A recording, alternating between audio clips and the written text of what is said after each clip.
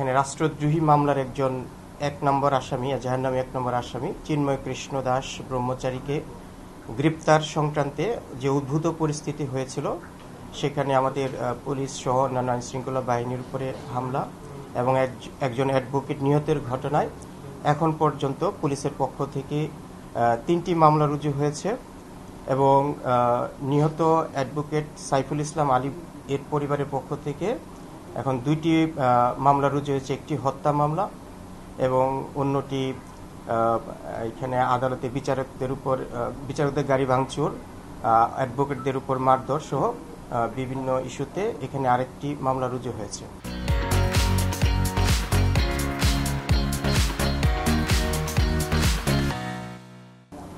আমাদের এই অ্যাডভোকেট সাইফুল ইসলাম আলিফের বাবা বাদী হয়ে হত্যা মামলাটি রুজু করেছেন, যেখানে মোট ৩১ জনকে এজাহার নামে আসামি করা হয়েছে এবং ১০ থেকে ১৫ জন অজ্ঞাতনামা আসামি রয়েছেন। এছাড়া আমাদের এই নিহত অ্যাডভোকেট সাইফুল ইসলাম আলিফের ভাই বাদী হয়ে আরেকটি মামলা করেছেন, যেখানে ১১৬ জনকে এজাহার নামে আসামি করা হয়েছে। প্রত্যেকটি মামলায় আমরা অত্যন্ত গুরুত্ব দিয়ে দেখছি এবং ইতিমধ্যে আমাদের এই সকল মামলায় পুলিশের উপর আক্রমণ এবং হত্যা সংক্রান্ত যে ঘটনাগুলো রয়েছে সেগুলোতে আমাদের মোট ৩৯ জন এখন পর্যন্ত গ্রেপ্তার আছে।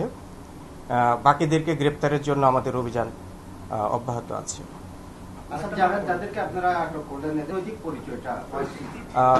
এখানে একটা সবচেয়ে বড় ঘটনা ছিল আমাদের অ্যাডভোকেট সাইফুল ইসলাম আলিফকে যারা নির্মমভাবে হত্যা করেছে, সেখানে আমাদের একটি ভিডিও ফুটেজ হাতে এসেছে। আমরা সেখানে দেখেছি ২০ থেকে ২২ জন এখানে সরাসরি অংশ নিয়েছে। ইতিমধ্যেই আমাদের তাদেরকে চিহ্নিত করার কাজ শুরু হয়েছে এবং এই ভিডিও ফুটেজ দেখে এই হত্যায় সরাসরি জড়িত ৩ জনকে আমরা শনাক্ত এবং গ্রেপ্তার করেছি।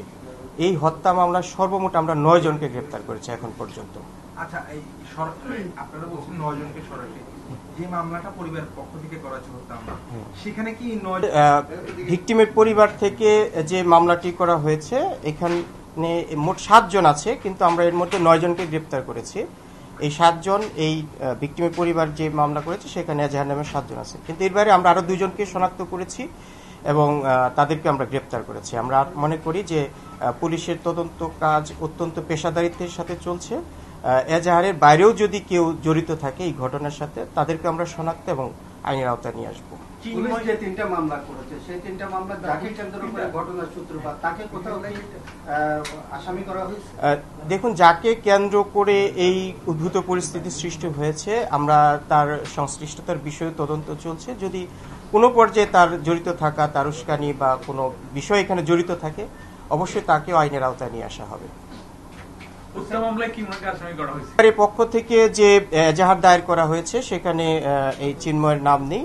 তারপর আমরা বিষয়টা তদন্ত করে দেখছি, যদি এখানে তার কোনো সংশ্লিষ্টতা থাকে সেটা অবশ্যই আইনগত যে ব্যবস্থা সেটা নেওয়া হবে। বিলম্বে মামলা করার কি কোনো কারণ পরিবারের পক্ষ থেকে বলেছে কিনা, আর এই মামলাটি আসলে আন্তর্জাতিক দৃষ্টিও আছে এই মামলাটির প্রতি, যেহেতু পার্শ্ববর্তী দেশ এটিতে তারা উদ্বেগ জানিয়েছিল গতকালকে। তারা বলছেন যে যাতে বিচারের স্বচ্ছতা নিশ্চিত করা হয়। আপনাদের তরফ থেকে আপনারা কোনো স্পষ্ট কোনো দেখুন, এখানে পুলিশের পক্ষ থেকে এই মামলা সংক্রান্তে যত ধরনের প্রক্রিয়া রয়েছে সবগুলি অত্যন্ত পেশাদারিত্বের সাথে পরিচালনা করা হচ্ছে এবং সরাসরি সিনিয়র অফিসারদের সরাসরি তত্ত্বাবধানে এটা মনিটর করা হচ্ছে এবং এখানে যারা এই ধরনের ঘটনার সাথে জড়িত তারা যাতে প্রকৃতভাবে চিহ্নিত হয়, তাদের সংশ্লিষ্টতা যতটুকু সেটা সন্নিবেশিত হয়।